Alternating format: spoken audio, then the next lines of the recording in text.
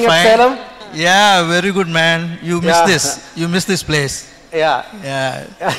Yeah. But somebody has to stay back, you know. I know. Okay. Now we have an working on a Sunday is really painful anyway. I have with me Dr. Ronak, who started the patient, and Dr. Uma Mageshwar in the echocardiogram. We have an interesting 65-year-old lady. Sandeep, can you show the PowerPoint?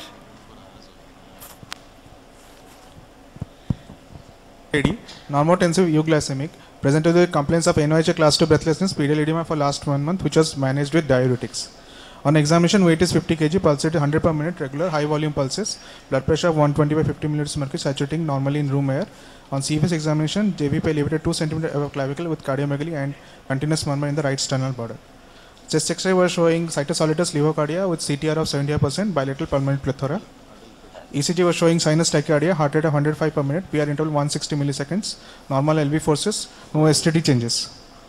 Echocardiogram. Live there. This is a subcostal view showing IVC congestion. IVC is measuring 21 mm. This is a 4-chamber view showing the RSOV from the non-coronary sinus to RA with adequate ventricular function, left ventricular function. This is the transesophageal view showing the long axis of the aortic valve, showing the mild MR and no AR. This is a transesophageal short axis view of the aortic valve, showing the ruptured sinus of Valsalva from the non-coronary sinus to the right atrium with the left to right shunt. This is another view. This is showing again the ruptured sinus of Valsalva from non-coronary sinus to the right atrium. The ruptured sinus of Valsalva has a windsock formation with the base of the windsock measuring around 12 mm. So final diagnosis: ruptured sinus of Valsalva, RSOV with windsock formation from NCC of aortic valve to the RA with continuous flows from outer to RA with left to right shunt. Base of the windsock measures 12 mm. Triliphrate aortic valve, mild MR, adequate LV systolic function, no AR. We did a cath showing a mixed venous saturation of 54% with pulmonary artery saturation of 88%. So there's a step up of 34%. RA mean was 5. Pulmonary artery pressures were normal. Final diagnosis: RSOV from NCC to RA with left to right shunt, no AR, adequate LV systolic function. Plan is RSOV device closure. So Dr. Lakshman Das, now Dr. Uma Mageshwar will show some of the echo live pictures. Show the echo big. Echo big picture. Yeah. Hello. Hello. Good afternoon, everybody. And this is the TE view in short axis, and we are annotated the pictures so that we are able to better understand the all anatomy. And this is we are showing aortic valve, which is leaflets are moving well and morphology looks good. Now this is a modified short axis view. We are able to see the color flow jet from the NCC cusp towards the RA. So this is the RSOV from non-coronary cusp to the RA, and it is just opening just above the tricuspid valve. It was measuring around 10 millimeter at the neck. We acquired some 3D pictures. We can you can see that there is an oval shaped hole in the NCC area. Rotate and show.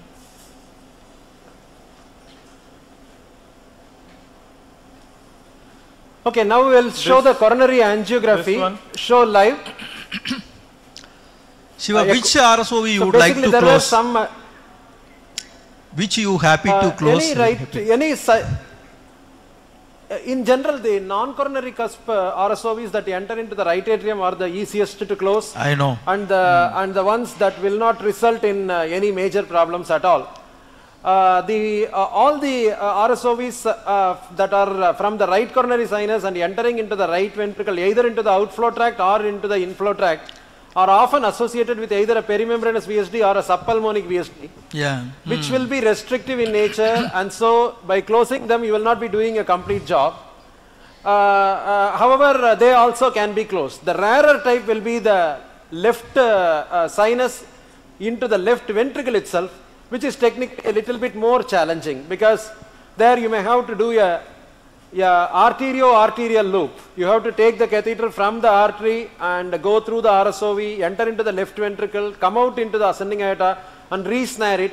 So that is a little bit more challenging. Fortunately, a left coronary cusp RSOV is extremely rare. The more common ones are the right coronary cusp RSOVs and the non-coronary cusp. Right is more commoner than non-coronary. So here let us show some coronary angiography because she is a 65-year-old lady. She has no coronary atherosclerotic risk factors, but we see that there is a around 45 to 50% proximal and mid LAD, some mild narrowing. Next picture. Age is a risk factor. You can appreciate here also. Yeah, so yeah, age is a risk factor. Age, postmenopausal state. Right coronary artery also showed some amount of atherosclerosis. However, there was no flow limiting lesions. The ventricular function and the ventricular strain was normal, no wall motion abnormality. So we decided to accept these coronary lesions, which are around 50 to 60% luminal diameter narrowing. Next picture. The aortic root angiogram showed a windsock from the non-coronary cusp and pumping into the right atrium and subsequently filling the RV and pulmonary artery. Show the photo. I think it's very nice windsock which is moving in the air, floating this way and that exactly, way. Exactly. Yeah. So right now we are going live with you and we are going to cross that RSOV now. I have a question. So we have a catheter that is present in the... Shiva? Yeah, please. Yeah, the question is that do you use a CT technology to assess the size of these RSOV, the location of the coronaries, or you still rely on the echo in such patients? The sinus of Valsalva aneurysms are arising from the basal part of the ventriculo-aortic junction, whereas the coronaries come off from the superior part of the sinus. So in fact, technically they are far away. Unfortunately, in this patient, since it is a non-coronary cusp RSOV, there is no worry about a coronary problem at all. But do you use the technology at all now? Because doing TAVRs in the last few years, and we used to rely too much on the echo at a certain time, and it's completely abandoned now. You use CT. So why cannot you use CT technology to assess these, size, location? You get fantastic images with high resolution CT. What is the size? Where is it located? Have you tried that? Definitely. In patients who are we have done very occasionally, but many of the patients with RSOV are marginally sick with heart failure. They have very often some suboptimal renal function, and in those cases, the echocardiographic delineation is reasonably good enough. All right. I mean, this procedure's complexity cannot be compared to TAVR and all. This is much more simpler procedure. In TAVR, amidst the calcified annulus, you are taking lots of measurements, whereas this is a much more simpler, very often it is non-calcified, and so I agree, the absolutely. assessments are free.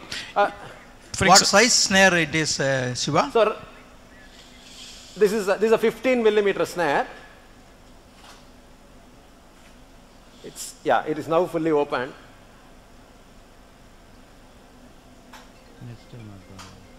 So now we try to snare the tip of the wire rather than somewhere here, and now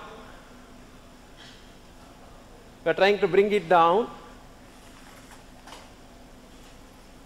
and now we have a sheath that is ready to go through this railroad.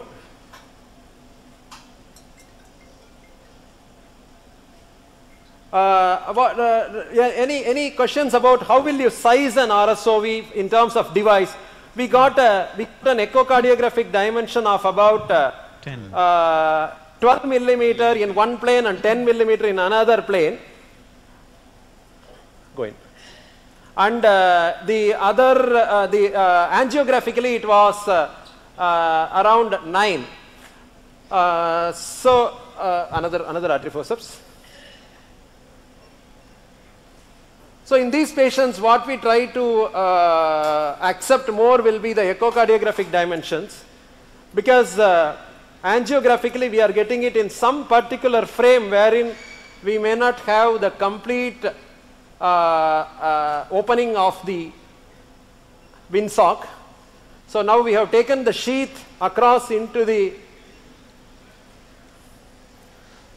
There are two ways in which people do it. One group of people will be keeping the guide wire there itself, so that every time the guide wire comes, like if the sheath comes out, they will just recross and do it. Whereas the advantages are that each time you need not take another arteriovenous looping if you have missed out the pulls through.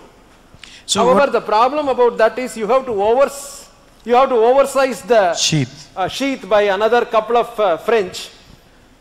So in this particular patient, being an elderly lady, we have taken out the guide wire. So if you had currently what you are seeing is only the sheath across. What's the size of the sheath here? The sheath is 9 French now. So if you had the wire, you'll use a 12 French? Yep.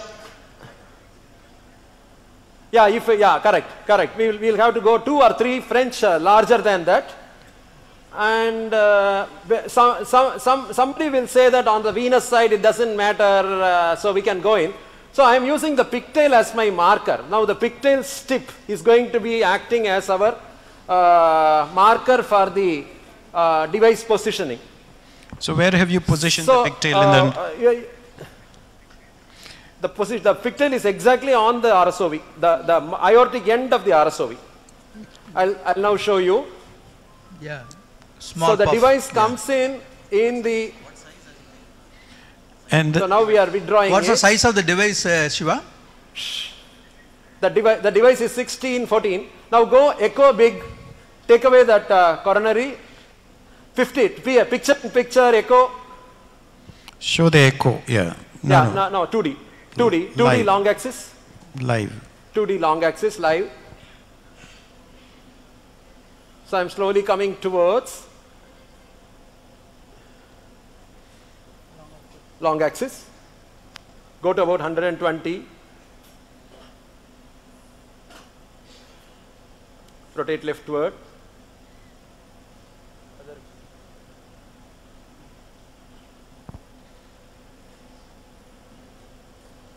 So the device is slowly coming into the position. So at this time, I will connect the. We have the sheath showing aortic pressure still. Okay. Yeah, we are seeing that. Go to 0 degree and so now we are close to the aortic cusp. Go on short axis. Give a small amount of contrast, not this much. Give about 10 ml of contrast. That's enough. These contrasts are only for seeing how far away we are lying. In fact, we can even come down a little bit more. So we have started seeing the pressure going a little low. Yeah. Run.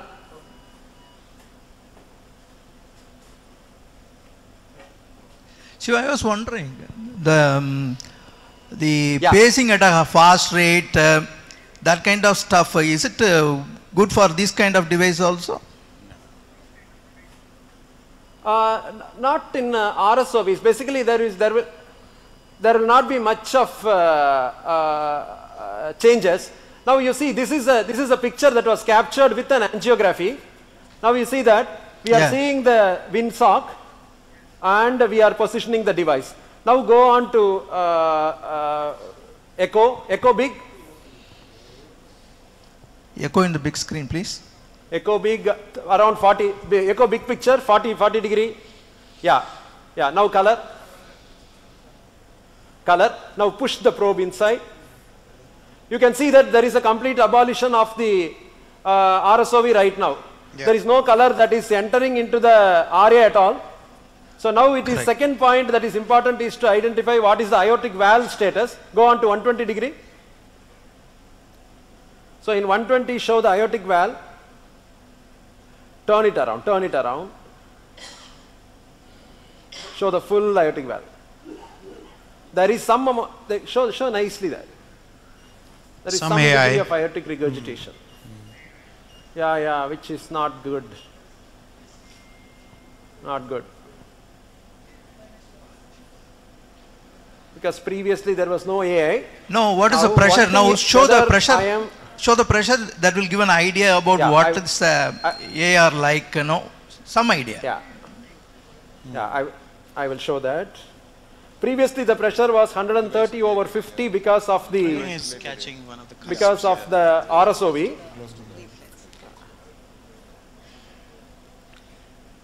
Yeah, that's another problem. So what do you think is the reason for that? Is it a cusp being caught, or what is the, or it's hitting the one of the cusps?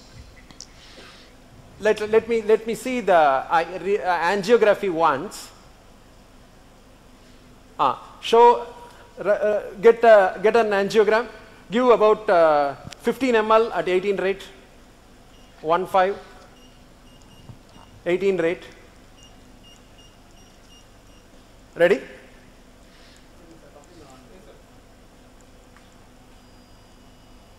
No, we want to see the angio. Show the angiogram. Yeah. Yes, sorry. 1 second. We are connecting. Yeah, it's fine. Yeah, 15 ml at 18 rate. Yeah, connect it. Just connect.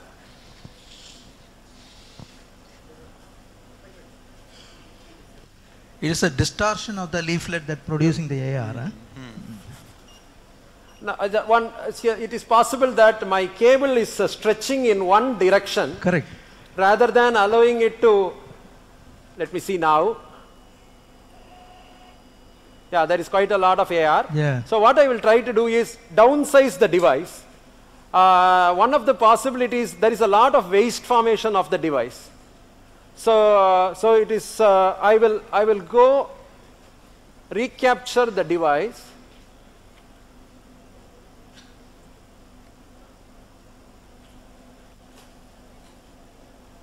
Get me a smaller device. Should we go to the other lab? With this was. Dr. Sivakumar, can we go to the other lab and come back while you change? Yes. Yep. Yeah. We'll change over to the other lab. Please. So just show that angiogram.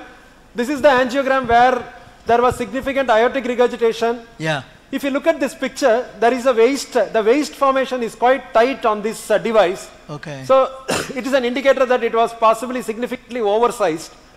Now the problem about RSOVs are, it is very tough to predict how soft and flimsy, floppy are their margins, because many of them are ruptured areas, and so some of them will be very, very soft. And in general, the rule is +4 is the oversizing. So we went by that criteria, but we realized that this was probably distorting the aortic leaflet. So what we did was we recaptured the device and we downsized by 4 millimeters. Now this is a 12 by 10 device, and we are using that pigtail as our criteria. The pigtail is actually placed on the mouth of the sinus of Valsalva aneurysm, and using the lower end of the pigtail as the landmark, we are pulling back the catheter and we are deploying the device. Again we are forming a small waist here. Correct. Then next picture, then we confirmed that our positioning is okay. Slightly so better. The device is actually looking a little, Now the next picture, so then we released it, and this is the release sequence. So after the release, the device is actually tilting a little downward. Next picture. So this is the aortic root angiogram. Now Dr. Uma Magesh, echo live. Echo live? Echo big. Echo bigger. Yeah. So now you can see in this echo picture that there is nearly a complete obliteration. The device is there and no major color flows that are entering into the right atrium. Next picture. So this is again a little deeper view. Aortic valve is competent now.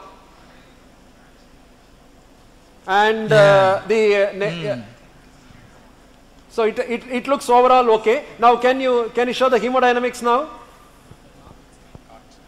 The blood pressures are about 160 by 80. The diastolic pressure has come up from around 40 to close to 70 now, 75 now. So hopefully she should be okay from now onwards. Yeah. It's a fantastic demonstration. RA mean pressure. Thank you very much.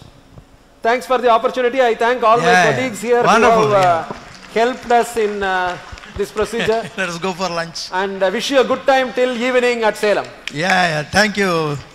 We'll see you tomorrow. Okay, thank you.